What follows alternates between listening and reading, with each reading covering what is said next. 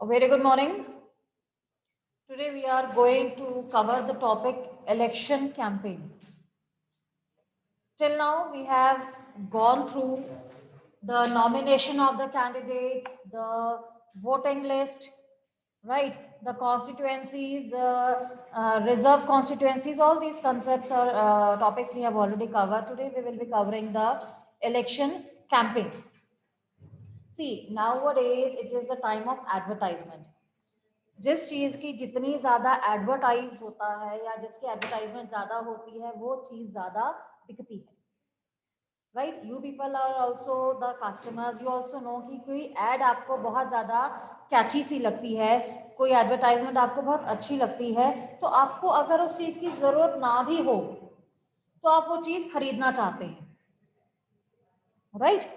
सो ये जो कंपनीज होती हैं, these companies know how to catch the attraction or how to have the attention of the customers, how to sell their product. So वो product जैसा भी हो वो उसकी एडवर्टाइजमेंट इतनी अट्रैक्टिव बनाते हैं कि we tend to buy that product, right? So same is there with our elections also. Elections में भी क्या होता है, हर पॉलिटिकल पार्टी जो है वो अपने जो कैंडिडेट है उसको जिताना चाहती है, राइट? सो उसके लिए क्या होता है कि जो कैंडिडेट है उसकी खूब सारी तारीफें की जाती हैं, right? All the plus points are of that candidate, it is conveyed to the people, to the voters. यहाँ पर कस्टमर्स कौन है, यहाँ पर वोटर्स हैं वो, राइट? तो ये एक टाइम पीरियड दिया जाता है जिस टाइम पीरियड में these candidates can attract the voters. उस टाइम पीरियड पे जो एक्टिविटीज होती हैं that is known as the election campaign, right? What happens in the election campaign that every representative wants to prove himself better than the other representative. Ads में क्या होता है, हर add में ये होता है कि दूसरे प्रोडक्ट की बजाय अपने प्रोडक्ट को सुपीरियर बताया जाता है. सो same is here also, right? Election campaign के टाइम पे which who is a better representative or which party is going to make a better government, that is you can say shown or that is conveyed to the people. और हमारी country में ये जो campaigning का time होता है वो होता है 2 weeks का. roughly 15 days are given to the candidates and it is there between the announcement of the final list of candidates and the date of polling. जो फाइनल लिस्ट होती है कैंडिडेट्स की, जब वो अनाउंस होती है उसके बाद से लेकर जब पोलिंग होती है, जिस दिन वोटिंग होती है, उसके बीच का जो टाइम पीरियड है, उस टाइम पीरियड में ही ये जो कैंपेनिंग का जो टाइम है वो दिया जाता है. इस टाइम पीरियड में क्या होता है कि जो कैंडिडेट्स होते हैं they contact their voters. How they contact, इधर they have rallies, they have meetings और even they go door to door. वो डोर टू डोर भी जाते हैं, लोगों के घरों तक जाते हैं. You must have observed in the previous elections, 2019 के इलेक्शंस में भी आपने देखा होगा कि घरों में भी कैंडिडेट्स जो हैं they were coming and they were requesting these voters to vote in their favor, right?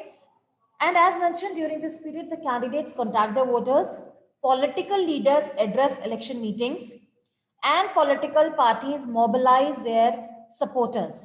और ये टाइम पीरियड होता है when the newspapers and television news are full of election related stories and debates. Election से ही related सारी news जो है वो भरी होती हैं. नो डाउट हमारा जो इलेक्शन कमीशन है वो टाइम पीरियड एक देता है 2 weeks का, कि सिर्फ इस 2 weeks में ही कैंपेनिंग करनी है. But in our country it is not limited to these 2 weeks. ये जो कैंपेनिंग का टाइम होता है वो बहुत पहले से ही शुरू हो जाता है, मंथ्स पहले से शुरू हो जाता है. हाउ, होर्डिंग्स लग जाते हैं, बड़े बड़े बैनर्स लग जाते हैं, राइट? फिजिकल अपीयरेंस आप कह सकते हैं कम है, या डोर टू डोर जो कैंपेनिंग है वो अभी नहीं होती है, वो उन 2 weeks में ही होती है. लेकिन जो अपनी पॉलिसीज कन्वे करनी है या इंट्रोड्यूस करना है अपने कैंडिडेट्स को, that is done much before this particular time period, right? So these political parties start preparing for elections months before they actually take place. अब ये जो इलेक्शन कैंपेनिंग होती है उसमें क्या होता है कि पॉलिटिकल पार्टीज जो होती हैं they focus on try to focus on the public attention, they want that public I mean should be attracted, and for this they focus on the major issues, some big issues. अब जो election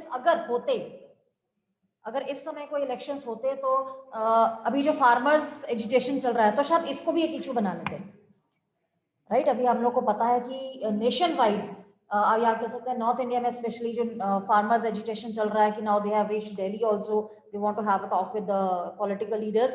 तो अगर इस समय कोई elections होते तो ये एक इशू ले लिया जाता पॉलिटिकल पार्टीज के द्वारा और ऐसे में लोगों को अट्रैक्ट किया जाता। इट मीन्स कि जब इलेक्शन कैंपेन होती है तो उस समय जो करंट इश्यूज होते हैं, जो कोई करंट प्रॉब्लम्स चल रही होती हैं, तो उसको ये एक आप कह सकते हैं उसको इशू को पकड़ लेते हैं और लोगों का अटेंशन अपनी तरफ खींचते हैं। उसके ऊपर ये कुछ प्रोमिसेस कर देते हैं कि अगर हम जीतेंगे तो we are going to do this and so on, right? So ये इस ढंग से ही कैंपेनिंग करते हैं एंड दे वांट कि इनको पता होता है कि कौन से सेंसिटिव इश्यूज हैं जिससे अगर हम लोग लोगों को प्रोमिसेस उस इश्यूज पे कर लेंगे तो लोग जो है बहुत जल्दी अट्रैक्ट हो जाएंगे, राइट? सो ये सबसे पहले क्या करते हैं कि बड़े कैची से स्लोगन्स बना लेते हैं। यू मस्ट बी नोइंग कि 2014 के जब इलेक्शन थे तो बीजेपी पार्टी का क्या स्लोगन था, अच्छे दिन, एक वो अच्छे दिन आएंगे एंड ऑल, ये वाले कुछ इन्होंने स्लोगन्स बना लिए और बड़ा कैची सी इन्होंने लाइंस पकड़ ली थी, राइट? सो तब से ही 2014 से इन्होंने एक अच्छे दिन को एक वो कैची सा बना लिया and the people they were very attracted towards it कि पता नहीं कितने अच्छे दिन जो है वो आने वाले हैं। सो ऐसे ही बहुत सारे स्लोगन्स जो है, क्योंकि लोग जो है ना वो एडवर्टाइजमेंट पे बहुत ज्यादा बिलीव करते हैं, अंदर मटेरियल कैसा है they hardly want to know, right? तो ऐसे ही कुछ स्लोगन्स जो हैं कुछ पॉलिटिकल पार्टीज के हैं that I will tell you. The Congress party led by Indira Gandhi gave the slogan of garibi hatao in the Lok Sabha elections of 1971। और ये जो गरीबी हटाओ वाला है ये एक कॉन्स्टिट्यूशनल अमेंडमेंट भी किया गया था, कॉन्स्टिट्यूशन वाज अमेंडेड और उसमें ये गरीबी हटाओ वाला प्रोविजन जो था that was added, right? It was there in Lok Sabha elections of 1971। The party promised to reorient all the policies of the government to remove poverty from the country. Poverty जो है शुरू से ही एक इशू रहा है, लेकिन आजकल क्या है पोवर्टी से भी अलग बहुत सारे इश्यूज जो है वो आने लग गए हैं। हम अगर 1971 की बात करें तो that was the major issue at that time, right? Save democracy was the slogan given by Janata party in the next Lok Sabha elections held in 1977। Now what happened कि जब 1971 का जो इंदिरा गांधी वाला टाइम पीरियड था उस समय इन्होंने गरीबी हटाओ का एक स्लोगन दे दिया और वो 5 साल तक उन्होंने रूल किया। तो अब जो ऑपोजिशन पार्टी थी उन्होंने क्या किया कि सेव डेमोक्रेसी का दिया। What they wanted to prove कि the government under Indira Gandhi it's not a democratic one, right? So वो एक चीज इशू ले ली इन्होंने और इन्होंने एक स्लोगन बना लिया ऑपोजिशन ने, save democracy. The party promised to undo the excesses committed during emergency and restore civil liberties. 1977 के आसपास एक इमरजेंसी लगा दी गई थी जिसमें कि लोगों के जितने भी राइट्स थे, फंडामेंटल राइट्स से वो सीज कर दिए गए थे, राइट? सो उस समय ये माना जा रहा था कि जो गवर्नमेंट है वो डेमोक्रेटिक ना होकर अब एक डिक्टेटर बनती जा रही है। सो उसके ऑपोजिट या उसके ऑपोजिशन में फिर सेव डेमोक्रेसी का स्लोगन जो था वो दिया गया so as to attract the people. Then the left front used the slogan of land to the tiller in the West Bengal Assembly elections held in 1977. वहां पर बंगाल में जो लैंडलेस लोग थे उनको अपनी तरफ अट्रैक्ट करने के लिए स्लोगन दिया गया land to the tiller. Then protect the self-respect of Telugus. It was the slogan used by N.T. Ramarao, the leader of Telugu Desam Party in Andhra Pradesh Assembly elections in 1983.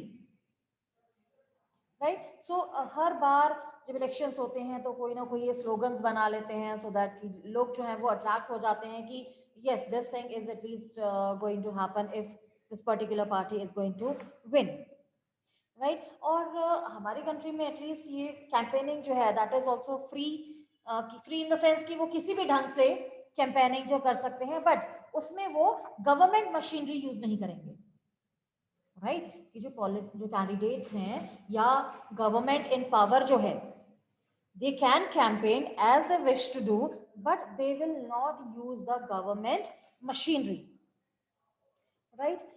And it is sometimes necessary to regulate campaigns to ensure that every political party and candidate gets a fair and equal chance to compete.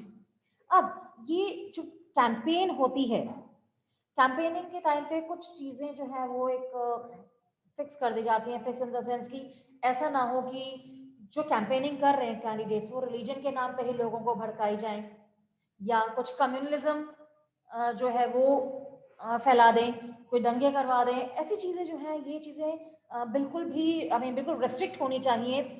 तो उसके लिए जो हमारा election commission है उन्होंने कुछ conditions रखी हुई हैं। वो क्या कंडीशंस हैं? दैट नो पार्टी और कैंडिडेट कैन ब्राइब और थ्रेटन द वोटर्स। ना तो वोटर्स को रिश्वत दी जा सकती है, ना उन्हें डराया धमकाया जा सकता है किसी पर्टिकुलर पॉलिटिकल पार्टी के फेवर में वोट देने के लिए, right? Then appeal to them in the name of caste or religion. No candidate can appeal to the voters in the name of any caste or religion. किसी भी जाति या धर्म के नाम पर वो वोट्स नहीं मांग सकते हैं। Use government resources for election campaign. Government की कोई भी रिसोर्सेज है कि गवर्नमेंट के लोग हैं या उनकी कोई व्हीकल्स हैं या कुछ भी मशीनरी जो है वो यूज नहीं कर सकते हैं। रीजन है इसकी जो गवर्नमेंट इन पावर है, they can use the machinery, whereas the candidates who are not in the power, they will not be having such resources. So as to bring the equality कि भी सभी को बराबर chance मिले, fair chance मिले, तो ये गवर्नमेंट रिसोर्सेज जो है पार्टी इन पावर भी यूज नहीं कर सकती है। Spend more than ₹25 lakh in constituency for Lok Sabha election or ₹10 lakh in a constituency in an assembly election. It means a candidate cannot spend more than 25 lakh rupees in the Lok Sabha elections and 10 lakh in the assembly elections. See, here we also know कि 10 lakh में या 25 lakh में ऐसे elections जो हैं जो इतने ज़्यादा expensive हैं वो नहीं लड़े जाते हैं। So definitely much more than this amount must be incurred on the elections by the candidates. आप लोगों ने एक चीज नोट की होगी, जब इलेक्शंस होते हैं तो उससे पहले जो गाड़ियों की चेकिंग बहुत ज्यादा शुरू हो जाती है, राइट? गाड़ी के चेकिंग द सेंस कि किसी की डिक्की चेक हो रही है, पेपर्स चेक हो रहे हैं, एवरीथिंग। रीजन इज कि कहीं कोई पर्सन जो है ऐसे कैश लेके तो नहीं जा रहा है, क्योंकि उस समय जो है गवर्नमेंट ने तो कहा हुआ है कि 25 लाख है, 10 लाख है, और सारा कैंडिडेट को हिसाब देना होता है। They have to clear their accounts कि उन्होंने इतना ही पैसा यूज किया है। बट वी ऑल्सो नो कि much more is use.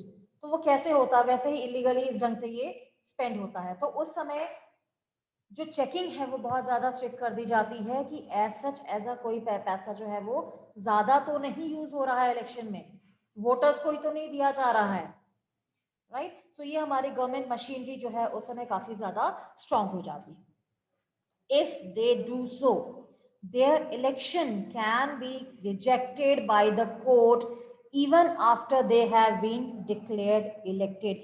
Even election के बाद, पोलिंग के बाद भी अगर वो कैंडिडेट जीत जाता है लेकिन उसके बाद ये प्रूव हो जाता है कि उसने इलेक्शन लॉ को कहीं भी वायलेट किया है, if that candidate is proved that he or she has violated the election law, तो उनका जो कैंडिडेचर है वो रिजेक्ट कर दिया जाता है, चाहे वो जीत भी जाए। फिर दोबारा इलेक्शंस हो जाएंगे, दोबारा वोटिंग हो जाएगी, what ever the process would be, but उस समय इनका जो कैंडिडेचर है वो रिजेक्ट किया जा सकता है। In addition to the laws, all the political parties in our country have agreed to a model code of conduct for election campaigns. एक और मॉडल कोड ऑफ कंडक्ट जो है वो इलेक्शन कमीशन हमारा लागू कर देता है।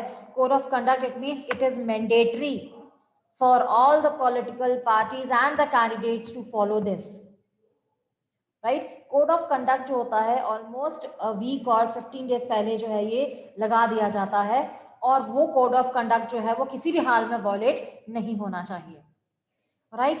वो मॉडल कोड ऑफ कंडक्ट क्या है, उसकी कुछ कंडीशंस जो हैं, use any place of worship for election propaganda, किसी भी मंदिर, मस्जिद, गुरुद्वारे, यहाँ पर कैंपेनिंग नहीं होगी,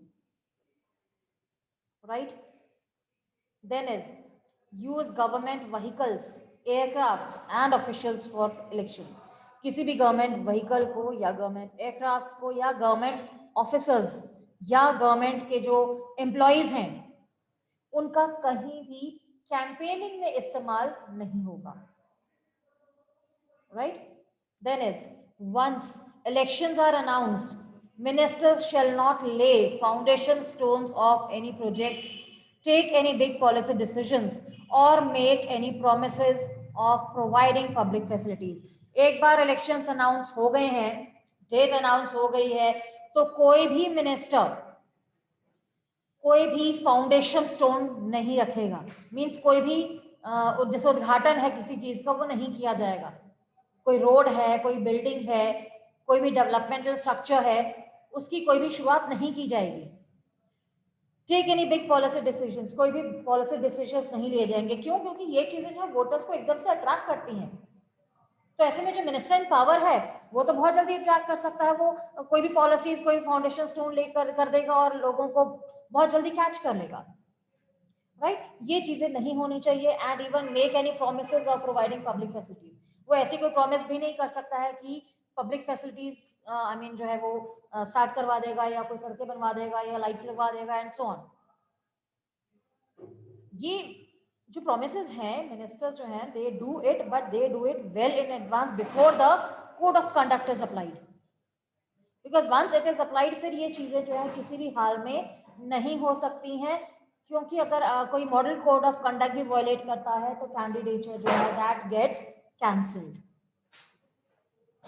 राइट? सो ये एक कुछ कंडीशंस हैं which every candidate, every political party has to follow, right? Now once this campaigning is over, otherwise तो आपके जब नेक्स्ट इलेक्शन अब होंगे ना 2022 में, तब आप देखेंगे कि इलेक्शन कैंपेन में कैसे जो पॉलिटिकल लीडर्स हैं वो कैसे आते हैं आपके।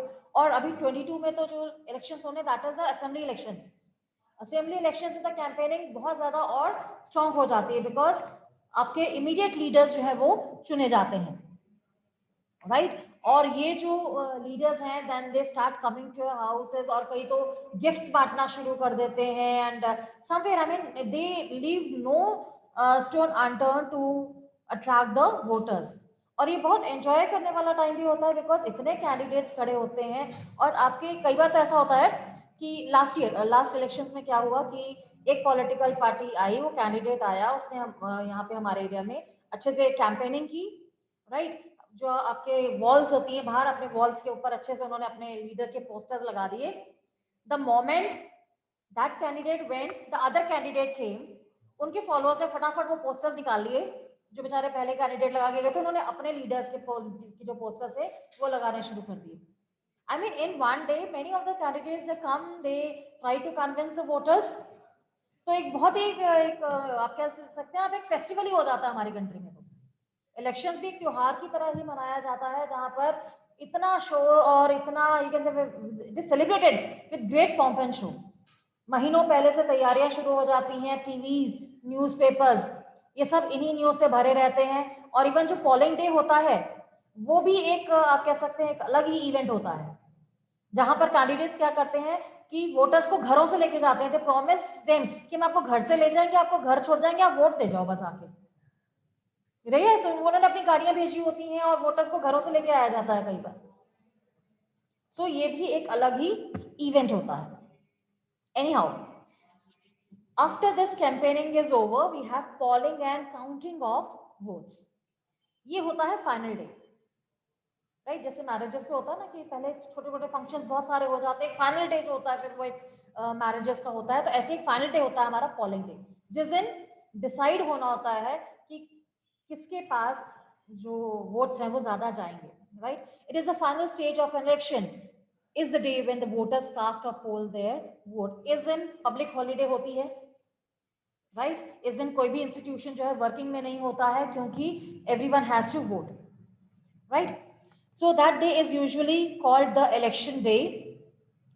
Every person whose name is on the voters list can go to a nearby polling booth situated usually in a local school or a government office. कि लोकल जो भी कोई गवर्नमेंट स्कूल है या गवर्नमेंट ऑफिस है वहां पर polling booth बनाए जाते हैं और यहाँ पर जिसका भी नाम वोटर लिस्ट में है वो जाएगा और वो अपनी आइडेंटिटी दिखाएगा और वोट देगा. Once the voter goes inside the booth, the election officials identify her, put a mark on her finger and allow her to cast her vote. आप एक बार बूथ में अंदर चले जाते हैं, आपका आईडी कार्ड चेक किया जाता है, आपकी लिस्ट में नाम चेक किया जाता है, फिर आपके फिंगर के ऊपर निशान लगा दिया जाता है. उसका मतलब क्या होता है कि this person has voted once. वो जो निशान लगाया जाता है, मार्क होता है, वो इतना इजीली निकलता नहीं है, राइट. सो दैट कि ऐसा नहीं है कि आपने एक बार आपने वोट कर दिया, फिर लाइन में लग गया, आप दोबारा वोट करना चाहते हैं, because your mark is there, so you can not vote again. An agent of each candidate is allowed to sit inside the polling booth and ensure that the voting takes place in a fair way. हर एक जो candidate है उसके agents होते हैं जिन्हें permission होती है कि they can sit inside the polling booth. Reason is powerful candidate can have any of the you can say unfair mean in the polling booth. So ऐसे में हर कैंडिडेट जो भी खड़ा है उनका एक एक एजेंट जो होता है they are allowed to sit inside the polling booth so that they can have a check कि जो वोटिंग है वो सही तरीके से हो रही है, right. So next, in the next class we'll discuss on how these elections are very expensive one. And I hope this process of polling and the campaigning, it is very much clear to you people.